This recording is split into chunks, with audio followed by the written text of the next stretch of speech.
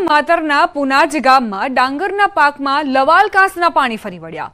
900 વીઘાથી વધુ જમીનમાં ડાંગરનો પાક નિષ્ફળ જવાની ખેડૂતોને ભીતિ છે।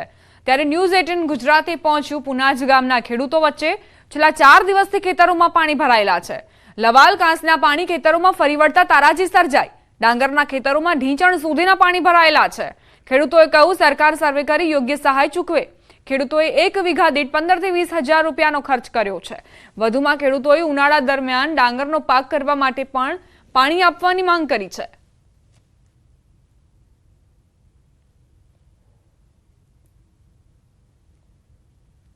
વરસાદના લીધે જો ફૂલ પાણી આવી ગયું બધે અને કોસ સાફ સફાઈ નતું કર્યું તે અમારે બધું કોસનું પાણી જ બધે ફરી વળ્યું છે। કેટલું નુકસાન? હવે 1500 વીઘાનું બધું નુકસાન જ છે। હવે જ્યારે જરૂર હતી ત્યારે કેનાલમાં પાણી આવ્યું નહીં, ત્યારે અમે આગળ ગમે તેમ કહીને આમ તેમ દમચમ બમચમ મૂકીને કાહળીમાંથી નિકાસમાંથી મૂકીને અને ધરું ઉછેરીને મોટા કર્યા। પછી સાથે પાણીનો વરસાદ આવી ગયો એકદમ, તે બધી ચારી તમે જુઓ બધી ભરી ગયેલી છે। ખેડા જિલ્લામાં ઉપરવાસમાં ભારે વરસાદ અને અહીં આગળ સામાન્ય વરસાદમાં ખેડૂતોના ખેતરોમાં જળબંબાકારની સ્થિતિ થઈ છે।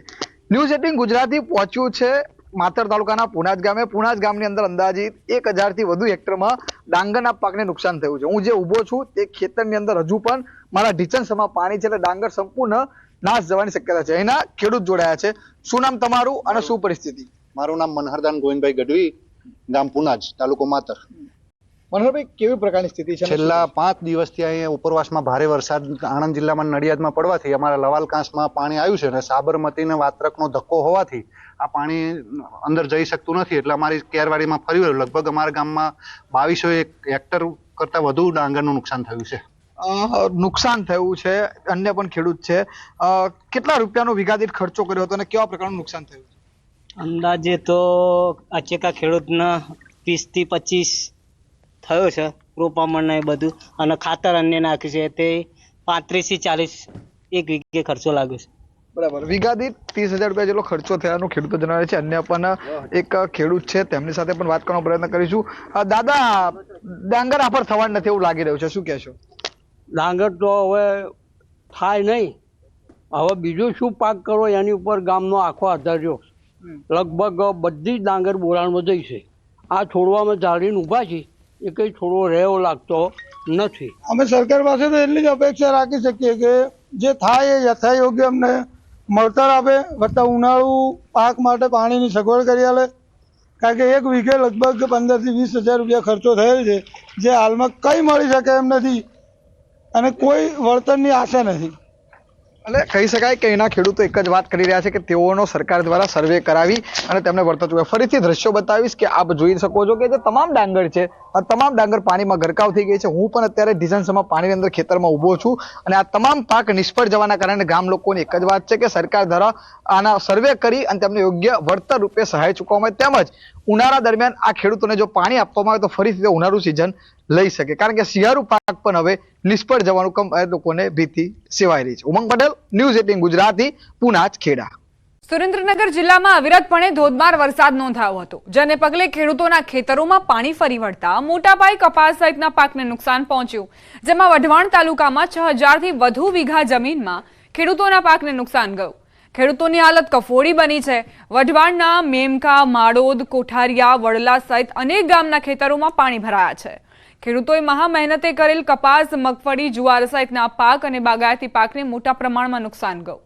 સરકાર દ્વારા તાત્કાલિક પાક નુકસાની અંગે સર્વે હાથ ધરી વળતર ચૂકવવામાં આવે તેવી ખેડૂતોએ માંગ કરી છે।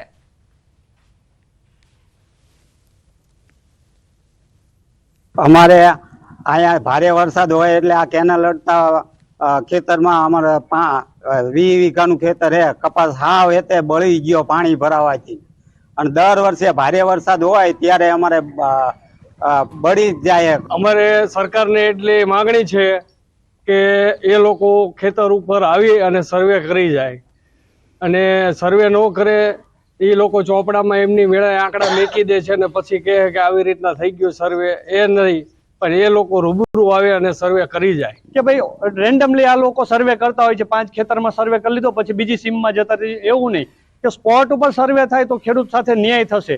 આની જગ્યા અન્યાય એવો થાય છે કે દર વર્ષની જેમ કે રેન્ડમલી આ લોકો સર્વે કરી લે, 5 ખેતરમાં જોઈ લીધું, પછી ઓલ ઓવર આંકડા સીધા મૂકી દેતા હોય છે. સુરેન્દ્રનગર જિલ્લામાં તાજેતરમાં વરસેલા અનરાધાર વરસાદ ક્યાંક ને ક્યાંક સુરેન્દ્રનગર જિલ્લાના ખેડૂતો માટે આ મેઘમહેર છે, એ મેઘ કહેર સાબિત થઈ છે. આ ટીવી પરના દ્રશ્યોમાં જોઈ શકો છો કે સુરેન્દ્રનગર જિલ્લાના વઢવાણ તાલુકાના જે ખેતરો છે એના દ્રશ્યો છે. ખેતરોમાં હાલ અંદાજે 2 ફૂટથી વધુ પાણી ભરાયેલા છે. છેલ્લા 4 દિવસથી સુરેન્દ્રનગર જિલ્લામાં વરસાદે સંપૂર્ણપણે વિરામ લઈ લીધો છે. તેમ છતાં હજુ સુધી આ જે ખેતરો છે એમાં પાણી છે ભરાયેલા છે અને અંદાજે 5000 વીઘાથી વધુ જમીન છે, જમીનમાં પાક છે સદંતર નિષ્ફળ ગયો છે. સરકાર દ્વારા સર્વે અને સહાયની મસ્ત મોટી જાહેરાતો કરવામાં આવી છે, પરંતુ ખેડૂતોનો ક્યાંક ને ક્યાંક એવો આક્ષેપ છે કે સરકાર દ્વારા દર વર્ષે આ પ્રકારની લોલીપોપ આપવામાં આવે છે, પરંતુ સહાયના નામે ખેડૂતોને માત્ર અને માત્ર આશ્વાસન જ આજ સુધી મળ્યા છે. ત્યારે ખેડૂતોના ખેતરો સુધી જઈ નક્કર સર્વે કરી અને ખેડૂતોને યોગ્ય સહાય ચૂકવવામાં આવે તેવી ખેડૂતોની માંગ છે. અને ખરેખર તો જોવામાં આવે તો ક્યાંક ને ક્યાંક આ જે પાણી છે ખેડૂતોના ખેતરોમાં નથી ભરાયા,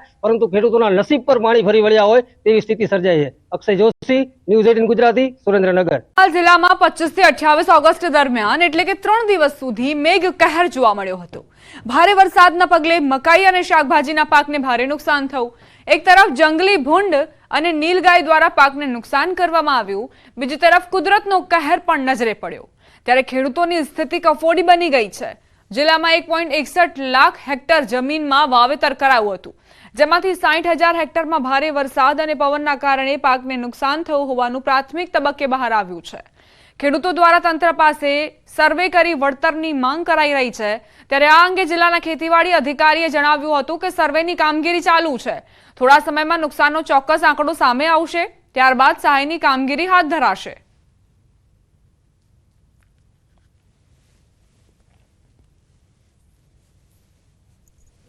અમારી બધાની રજૂઆત એવી છે કે ભારે વરસાદ થવાને કારણે મકાઈનો ઊભો પાક સદંતર નષ્ટ થઈ ગયો છે, બીજા પાકોને પણ ભારે નુકસાન થઈ ગયું છે.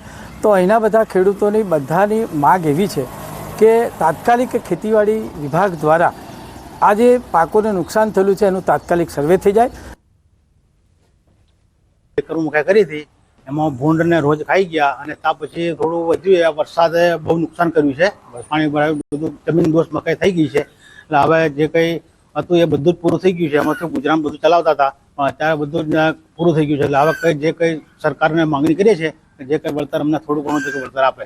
મકાઈનો પાક, સોયાબીનનો પાક, કપાસ અને શાકભાજીમાં અસરગ્રસ્ત થયેલ છે. કુલ અસરગ્રસ્ત વિસ્તાર જોઈએ તો ટોટલ 61,000 હેક્ટર જેટલા પાકના વિસ્તારમાં અસર થયેલ છે.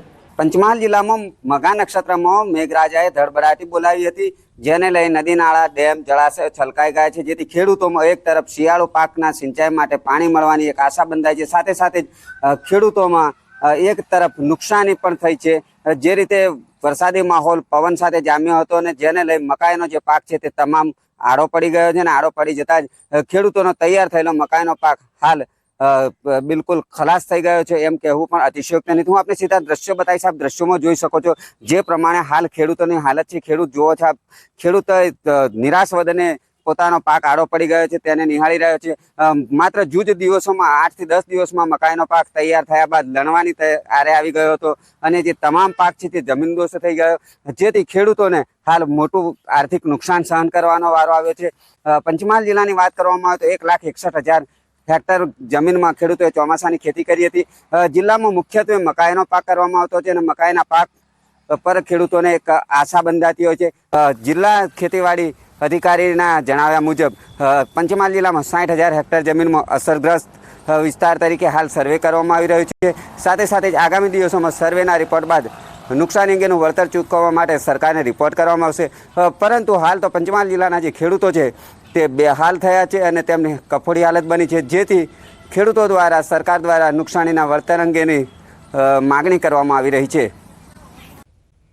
જામનગરમાં પડેલા ભારે વરસાદથી ખેડૂતોને પારાવાર મુશ્કેલી વેઠવાનો વારો આવ્યો છે. પવન સાથે પડેલા વરસાદના કારણે ખેતરોમાં વીજપોલ ધરાશાયી થતા વીજ પુરવઠો ખોરવાયો.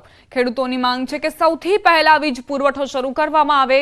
વીજપોલ ધરાશાયી થવાના કારણે ખેતરોમાં જવું પણ મુશ્કેલ બન્યું છે. પાકને પણ નુકસાન થઈ રહ્યું છે.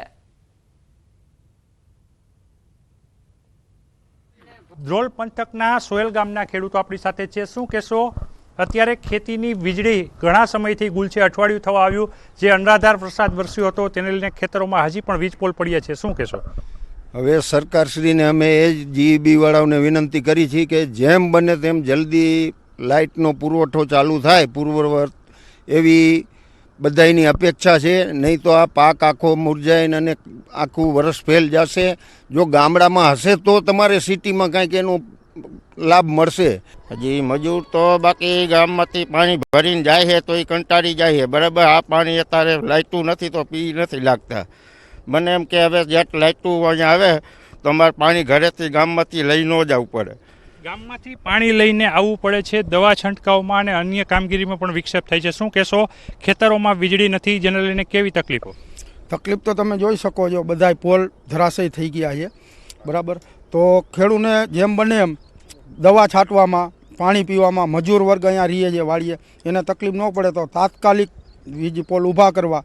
અને અમે સરકારશ્રીને નમ્ર વિનંતી કે જેમ બને એમ પહેલી પ્રાયોરિટી વીજળીને આપે.